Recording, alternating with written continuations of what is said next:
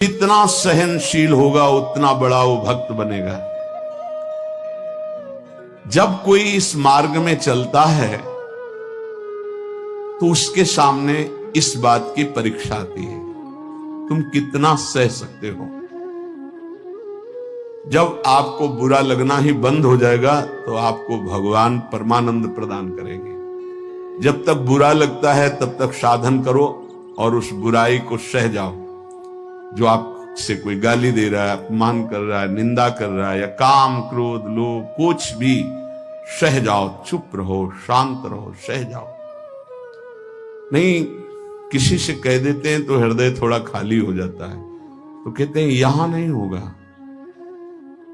रहीमन मन की मन व्यथा रखिए मन में गोए, ये दिव्य सिद्धांत है। कहू ते कछ दुख घटी होई, कहने से दुख कम हो जाता है। पर काहि कहूं यह जान न कोई, पर किससे कहूं इस बात को कौन जानेगा। तो रहीमन मन की मन व्यथा रखिए मन में गोए, सुनी छलई हैं लोग सब बांट न ले है कोई। विनोद होने लगे, तुम्हारा मजाक बना देंगे लोग। सहनशील, बहुत गंभीर। वैसे भी साधुता की जब बातें आती है तो सहनशील, आशय, उदार, धीरज सहित विवेकी, जहां देखो तहां तितिक्षवः पहला शब्द है साधु के लक्षण का। यहां कह रहे हैं दो बातें भक्त की पहली पहचान। पहला, सहनशील कितना है। लोग उसे बुरा कहेंगे, उसकी हंसी उड़ाएंगे, उस पर कटाक्ष मारेंगे, उसका अपमान करेंगे, उसको छोड़ देने की धमकी देंगे, उसको लड़ने के लिए उत्साहित करेंगे। उसकी पराजय भी हो सकती है, पर वो शांत गंभीर, अपनी अंदर की वृत्ति को कभी विचलित ना होने दे, सह जाए। बहुत ध्यान देने की बात है। भजन करके उसे बचाना कठिन, बचा के पचाना कठिन। ये है भजन करना और उसको बचाना और उसको पचाना। आपको बुरा कहेंगे, पूज्य बाबा कह रहे हैं, हंसी उड़ाएंगे, आपके कटाक्ष मारेंगे, बड़ा भजनानंदी बनता है, किसी से तो बात ही नहीं करता है, अपने को कुछ ज्यादा ही भगत समझते हैं क्या। ऐसे क्या क्या कटाक्ष करेंगे, आपको लड़ने के लिए उकसाएंगे, उत्साहित करेंगे कि आप लौट कर उनको जवाब दीजिए, लड़िए। वो ऐसा महसूस करवाएंगे कि आप हार गए, चुप हो गए, आप दब गए। चुप हो जाओ, हार जाओ, हरि को हरि नाम, मौन होकर चुपचाप सह जाओ। इस गुण से अध्यात्म की उन्नति बहुत जोर की होती है। सहिष्णु, सहनशीलता, तितिक्षा, इनको एक ही शब्द के पर्यायवाची है। सहित सहित बाढ़े भगत गृह तन गुरहित गार, सेवक जी महाराज कहते हैं। और जिसके अंदर सहनशीलता नहीं है तो वो केवल परमार्थ का आडंबर करेगा, स्वप्न में भी आध्यात्मिक उन्नति नहीं हो सकती। जागृत की तो बात जाने दो, पकड़ लीजिए। सबसे पहला लक्षण सहन करना। ये आप संकल्प कर ले कि जीवन में सब कुछ सहन करना है मुझे। जो सह गया सो साधु, जो टूट गया वो विषयी। यही बात हमको एक शराबी देव समझाई थी ब्रह्मावर्त बिठूर में। ए देखो, तिल तिल ये छवि काटी गई तो आज भगवान बन के पूज रही। ए बच्चा, टूटना नहीं। क्या भगवान का बाहरी स्वरूप था।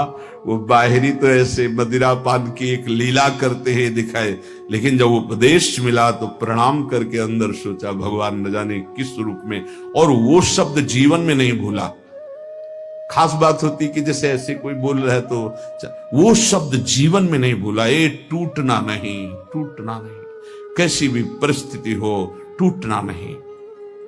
यहां भी कह रहे जो सहिष्णु नहीं, सहनशील नहीं, वो आध्यात्मिक उन्नति जागृत की तो बात जाने दो, स्वप्न में भी नहीं होगी। कुछ नहीं हाथ लगता, आडंबर केवल लेता है। अतः भक्त को अधिक से अधिक नाम जप के द्वारा ये शक्ति बढ़ानी चाहिए सहन करने की। कितना भी कुछ भी अंदर कोई विकार मनोवेग, वाणी वेग, उदर वेग, जनेन्द्रीय वेग, कोई भी वेग सब चुपचाप सह जाओ। ये मार्ग है सहन करने का, सहन करने का।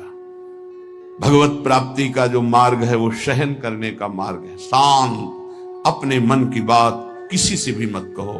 कहो तो केवल प्रभु से कहो, अगर कहना ही है, नहीं तो कहने की जरूरत नहीं, वो देख रहे हैं, उन्हीं का विधान रचा हुआ है, उनसे क्या कहना। वो भोरी सखी का एक पद में है ना, दिल दे करके दिल की सुख दुख की बातें क्या कहना, जब दिल ही दे दिया तो क्या सुख दुख की बातें कहना। पहला तो ये हुआ सहिष्णु, सहनशीलता, और दूसरा नाम जप। ये दो से भक्त की पहचान, दो चीजें। निरंतर नाम जप हो रहा है कि नहीं, हर प्रकार के आक्रमण को आप सह रहे हैं कि नहीं, बस यही भक्ति की पहचान। और तो सब लक्षण आ ही जाते हैं। नाम में जितनी अधिक शक्ति है उतना कोई वर्णन ही नहीं कर सकता। इतनी अधिक अचिंत शक्ति नाम में है। नाम में जितना मन लगाओगे तो तुम्हारा मन निर्मल और तुम्हारा बल बढ़ता जाएगा और वो निर्बल होता जाएगा। दोनों बात समझ लो, मन निर्मल और निर्बल। निर्बल तुम्हारे अधीन। अभी क्या है, मन बलवान और हम उसके अधीन हैं, और मन मलिन तो हमको संसार में फंसा रहा है। नाम में जितना आपका भाव बनता जाएगा, श्रद्धा विश्वास बनता जाएगा, उतनी ही तुम नजदीक प्रभु के पहुंचते जाओगे। भजन करना कठिन, करके बचाना कठिन, पचाना एक सूत्र केवल, सब कुछ सहन करना है जीवन में। भूख प्यास, गर्मी सर्दी, मान अपमान, निंदा स्तुति, सब सहन करना, चुप शांत एकदम अंदर, और नाम जप। बस ये दो बहुत जोर की बात बाबा ने बताई कि सहनशीलता और नाम जप ये प्रधान दो गुण हैं जिससे भक्त की पहचान होती। तो हम अंदर अपने करें, दूसरों पे नहीं, अपने अंदर कितना नाम जप कर रहा, हम कितना सहनशील हैं। जब नई नई अवस्था में साधन में आए थे तो ये मनाते थे कि कोई अपमान करे, देखे कैसा लगेगा। कोई अपमान करे, फिर भगवान ने बड़ी कृपा की, बहुत अच्छे अच्छे शब्दों के स्वागत हुए, तो हृदय में अब कैसा लग रहा है। एक समय ऐसे सीधे गंगा के किनारे सामने से बड़ी गालियां और बड़े कटु वाक्य, ऐसे वैसे क्या क्या बातें, शांत एकदम चुप। कैसा लगा। मांगते थे कि प्रभु कभी अपमान हो तो कैसा लगेगा, कैसा लगा, शांत मन। हाँ चलो ठीक है, आगे भगवान कृपा करके देते हैं। संत जन इसी से समझते कि हमारे ऊपर कितनी कृपा है। जब हमारा कोई अपमान करे, हमें गुस्सा ना आवे, कोई विकार हमारे अंदर आवे, गलत चेष्टा ना हो, उसको सह गए, तब बड़ी कृपा श्री भगवान की हमारे ऊपर है। संसार का चिंतन तो सारी दुनिया करती है, यदि भक्त भी संसार का चिंतन है तो किस बात का भक्त है। अगर दो चीजें लानी है, सहनशीलता और निरंतर भजन, तो ये 6 साधन हैं। ये 2 महान सद्गुण प्राप्ति के, भक्त के 2 महान सद्गुण, सहनशीलता और निरंतर नाम जप।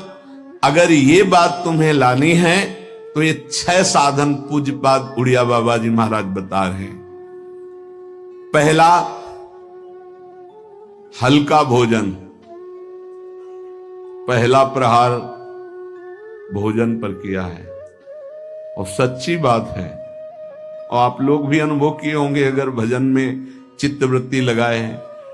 पेट में वजन ज्यादा, भजन कम। देख लो, आप खुद देख लो। हल्का भोजन, इतना हल्का कि आप भोजन पाकर बैठे और आपको महसूस ना हो कि आपके पेट में वजन है। इतना भोजन पाया होता है। जैसे 5 रोटी पाने की आपके पेट में क्षमता है तो 3 पाइए। 5 पाने की क्षमता और 7 पा गए तब तो फिर 7.5 शनिचर आ ही जाएगा बुद्धि में, नहीं आ जाएगा। बिल्कुल प्रमाद आ जाता है, पक्का प्रमाद आ जाता है। धन्यवाद है उन उपासकों को जो एक दिनचर्या में रहते हैं। हाँ ठीक है, एक चम्मच खीर डाल दीजिए, एक पीस से डाल, बस दोबारा हमसे मत पूछना, बस वो अपनी निष्ठा में रहते हैं। ये आहार विहार ही भजन में सबसे ज्यादा सहयोगी है और बाधक भी है। हल्का भोजन लिख रहे हैं बाबा, हल्का भोजन मतलब सुपाच्य भोजन और आधा पेट भोजन। एक दिन चर्चा हुई थी, अगर याद हो पीछे, 400 ग्राम अन्न में 24 घंटे में बहुत स्वस्थ शरीर रह सकता है। केवल रसेंद्री फंसाए है, रसेंद्री। हमें लगता है कि अगर हमें जीवन उछाल उत्साहित और बहुत सात्विक रखना है तो हल्का भोजन। दूसरी बात, प्राण संयम। ये जो बहुत जल्दी जल्दी श्वासें चलती हैं, इससे भजन में बड़ा बाधा पड़ती है। एक आराम से श्वास खींचिए, कितनी बार राधा नाम जपते हैं, फिर आराम से छोड़िए, कितनी बार छोड़ते हैं। प्राणों का संयम आवश्यक है, इसलिए 2-3 प्राण वायु का संशोधन की प्रक्रियाएं हैं जिनको सबको करना चाहिए। ये प्राणायाम के अंतर्गत नहीं, हम भजन की बात कर रहे हैं। आराम से बैठ जाओ, इसे दोनों स्वरों से वायु खींचो, कोई हाथ वाथ लगाने की जरूरत नहीं, पूरी खींचाओ और एकदम छोड़ दो। 7 बार किया एक बार में, 4 बार ऐसा करो, आप देखना एक ये प्रक्रिया है, कोई हाथ लगाने की जरूरत नहीं। प्राणवायु का संशोधन, खींचा, रोक लिया, नाम जप कर रहे हैं, एकदम प्राण व्याकुल, छोड़ दिया। एक ये है आंतरिक कुंभक और एक बाह्य कुंभक, खाली किया, नाम जप करे बेटे, फिर तुरंत खाली किया, फिर रोक लिया, इसे बाह्य 3 बस कर लीजिए आप देखिए आपके फेफड़े, आपकी छाती, आपका प्राण संयम। कोई हम ये नहीं कह रहे ऐसे ऐसे करने की, और ये मात्र 2-2 मिनट का अभ्यास कर लीजिए।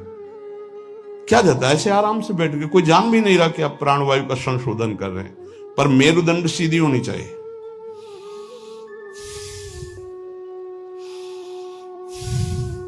जितना अधिक खींच पाओ, अधिक छोड़ पाओ, 6 बार, 7 बार, 8 बार, बस इससे ज्यादा नहीं।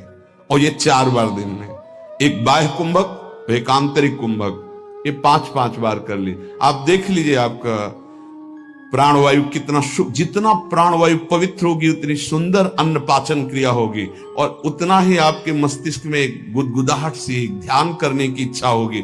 मंत्र जपोगे तो एक प्यारा लगेगा। अब जब प्राणवायु किसी के देखो ना, एकदम अगर एकांत कमरे में हो तो ऐसा लग रहा है जैसे धौंकनी चल रही, क्योंकि स्थूल प्राणवायु है, उसकी आवाज अलग ही सुनाई देगी। प्राणवायु का संयम, भोजन हल्का और प्राणवायु संशोधन कृपया जरूर करें, चाहे वृद्ध शरीर हो चाहे जवान शरीर हो, ये जरूरी है प्राणवायु का संशोधन। अपने तो किडनी खराब हो गई, तब से बंद हो गए, नहीं तो 45 मिनट केवल प्राणवायु संशोधन होता, तो 45 मिनट व्यायाम, और उस समय केवल भगवदा का नाम चलता था, 1 सेकंड के लिए